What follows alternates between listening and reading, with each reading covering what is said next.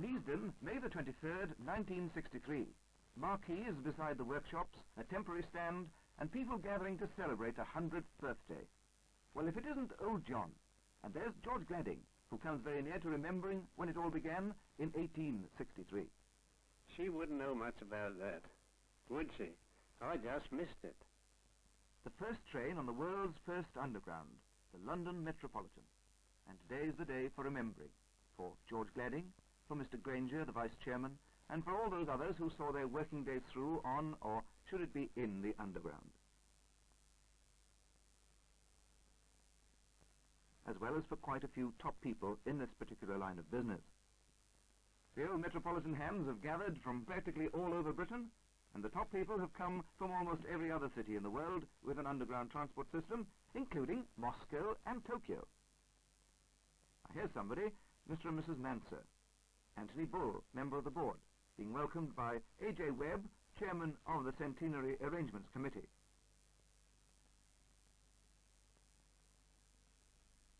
Couple of guests, and Mr. Ottaway, Chief Supplies Officer.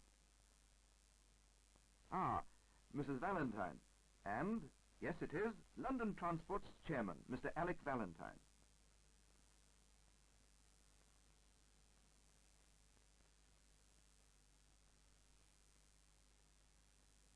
Guests of honour, the Mayor and Mayoress of Willesden, Alderman and Mrs. Piddington. He's a craftsman bodymaker at Acton. These LT men get around. Mayor of neighbouring Wembley, Alderman Platt. And there's the other neighbour, Harrow, Alderman Jordan, a retired permanent way supplies clerk, having a word with Wembley. Let's have that train away now. Mind the doors. And while the operating manager, Mr. Maxwell, is finding his seat, let's see who's here from the rest of the world. Monsieur Massenet, Paris Metro, and Madame's hat. Bonjour. Portuguese National Railways, Senhora et Senhor de Espregueira Mendes. Mr. Hitchcock, Chief Labour Relations Officer from, London. Mr. Ralph Day, Toronto Underground, and Mrs. Day. Herr Director and Fru von Heland, Stockholm Transport, with Herr Helge Bergland, Stockholm Transport Committee's Ordförande, or Chairman. Herr and Frau Mroth, Hamburg Transport's Chairman. Nearer home, E.R.L. Fitzpaine, Glasgow Underground, next to Senor e Senora de Mello e Castro, Lisbon Underground. New York Underground, Bill Nassau. Hi there, Bill. Buongiorno, Professore e Signora Luigi Palatini, Rome Transport. Monsieur Armel, President of the International Union of Public Transport. Herr and Frau Gerg, Vienna Transport. Mrs. Granger, Vice Chairman's wife, Mrs. Manser again. Signora and Signor Shireni, Milan. Madam Jacobs, Brussels. Mr. and Mrs. McLennan, Boston, Massachusetts. Dr. Schneider and Dr. Struve, Berlin.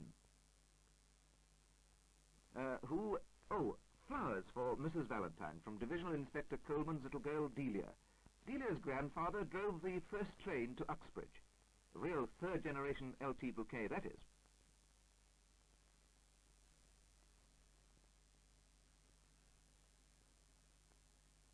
Ladies and gentlemen, Mr. Alec Valentine, Chairman of London Transport, welcomes you all to the party.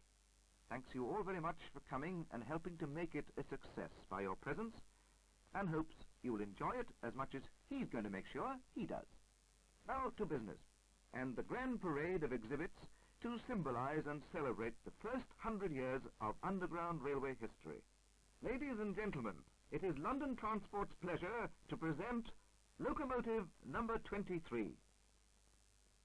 Built at Gorton, Manchester in 1866, when the first stretch of the Met Line was only 3 years old.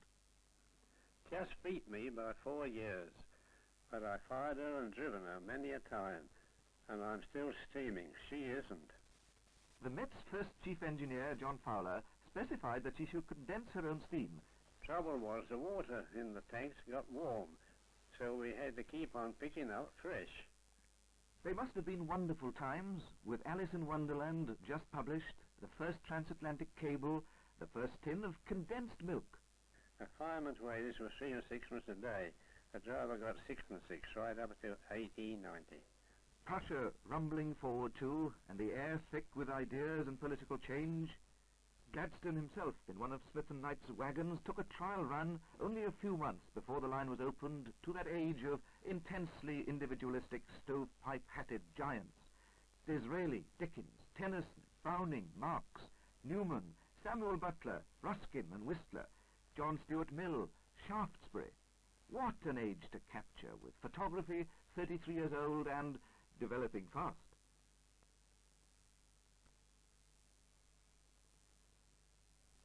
And we mustn't forget the ladies, unemancipated maybe, but still leaving a considerable mark. Mrs. Gaskell, George Eliot, Miss Buss and Miss Beale, Ellen Terry, Octavia Hill. Number 23 must have hauled many of these. No doubt she hauled the crowds for Queen Victoria's Jubilee. Running all night we were. The men never paid overtime, but they gave us a week's extra pay. That's how I remember it. You would remember that, wouldn't you? Electrification of the Met in 1905 sent number 23 to steam on the Brill branch. Then the ballast train duties until she was pensioned off in 1948 at the age of 82. But let us go back, ladies and gentlemen, to when number 23 was only 30 years old and the first of these E-class locos strolled out of the Met workshops just behind us here in 1896. With the last red flags on the roads and some of the first experiments in powered flight. Also the year when this celebrated milk van appeared on the scene. Built of teak, it was used to keep Londoners supplied with their daily pinter fresh from the Chilterns. These bogie stock coaches came in 1898, and their first passengers must have had plenty to talk about.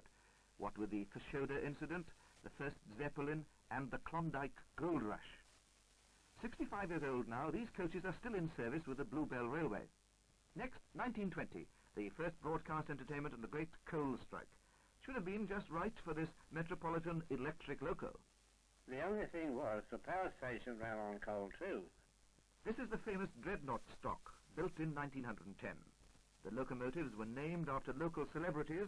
This one commemorates John Lyon, who founded Harrow Grammar School.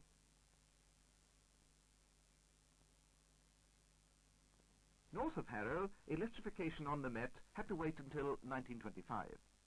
Round about then, they opened the Watford branch. 2 years later, when Lindbergh flew the Atlantic, enter this T-stock, still compartment-built, with a family likeness to the Dreadnoughts. Mr. Halley remembered them.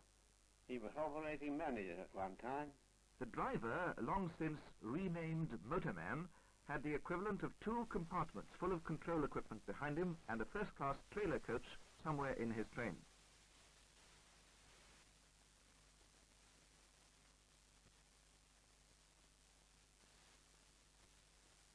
But once again, ladies and gentlemen, retrace your steps to 1920, the League of Nations, Home Rule for Ireland, and these F-stock coaches, initially also dubbed dreadnoughts, but soon rechristened tanks. As broad as the loading gauge would allow, they left previous designs standing, but district stock in the first place, only coming to the Met in 1950. But before you Met men throw off a shower of sparks at that thought, wait.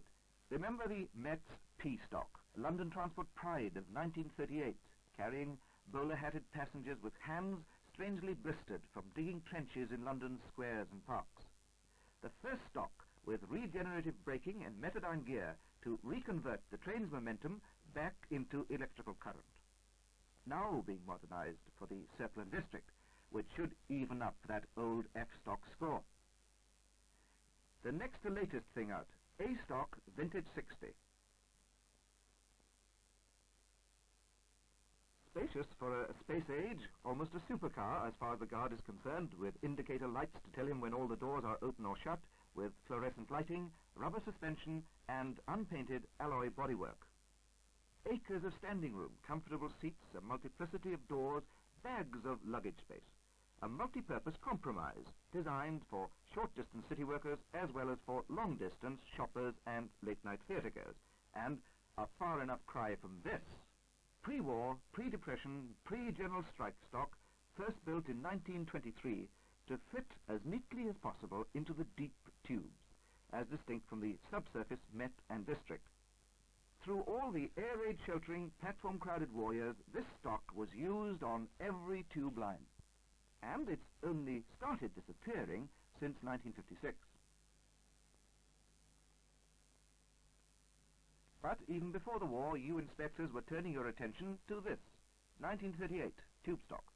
A marvel of ingenious compression, its control equipment squeezed between the floor of the train and the bottom of the tunnel to free a few more feet of space for commuting Londoners. Then, in 1959, came this silver beauty, just in time to carry the crowds who saw Notts Forest win the cup. And the chap on the staff must think this is the last word. Stand aside, close the doors. But the designers and draftsmen are already busy preparing for the Victoria line, and for all those crowds who will help to make the history of our times. Like shuttles, the trains rumble back and forth, and then, between the last home and the first one out, there's the practically secret work of maintenance. That's when the old steamers come out again. F-class loco, this one. We used to call them Sharpies. On ballast duties after 1937, retired last year after 60 years. This is L52, drawing a works train, a slurry pumping wagon that also contains a settling tank, a diesel-electric crane that can go through tunnels in the lowered position, and a jib-carrying wagon that can be uncoupled to let the crane fume its way through the tunnels under its own fume. Throughout the underground, millions of miles of cable provide power, communications, track circuiting, and signals controls. At times, sections of cable have to be renewed or replaced. That's when the cable train comes out, steam-hauled in the open, battery loco-hauled in the tunnels. L98, a 1930 pannier tank of Swindon design, is hauling a flat car loaded with signal cables and a special unit carrying drums of high-tension cable.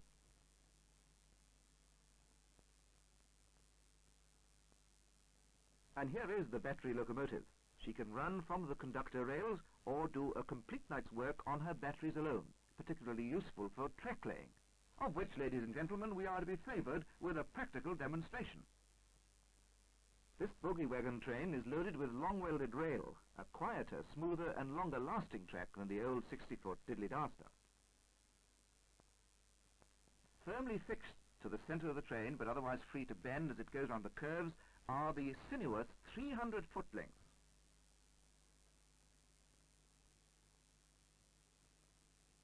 Unload them? Easy. First, anchor the back end to the ground.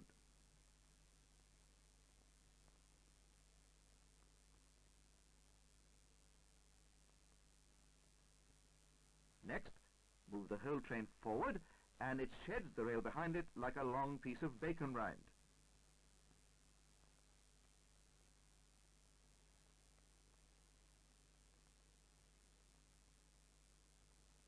And now, ladies and gentlemen, the only performance of its kind in the world is about to be performed by the only train in the world able to perform it. The gravity-defying feat of loading this 4¼ ton length of rail back onto the wagons. First, the winch driver lifts the rail end up onto the rear wagon. Then, the train driver drives back under the rail which feeds over the rollers and along the wagons under the guidance of its London Transport Guide.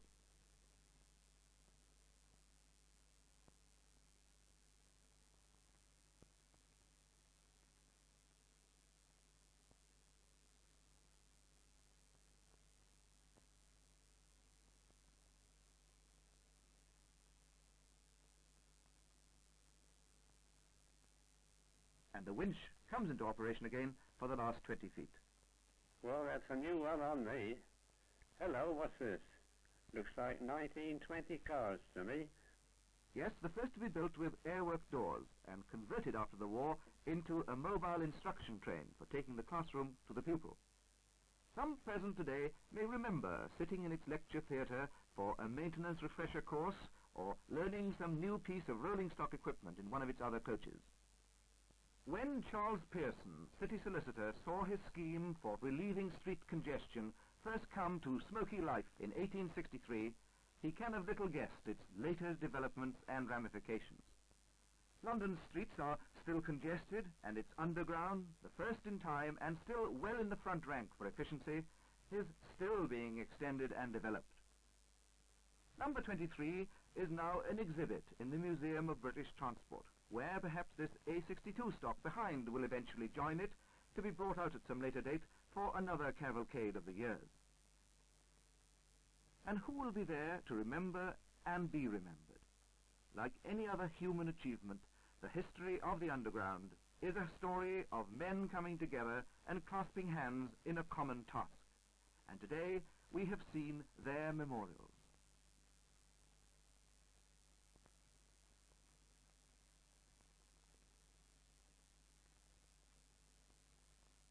So now, let's raise our glasses to Charles Pearson and all who've contributed to 100 years of the Underground.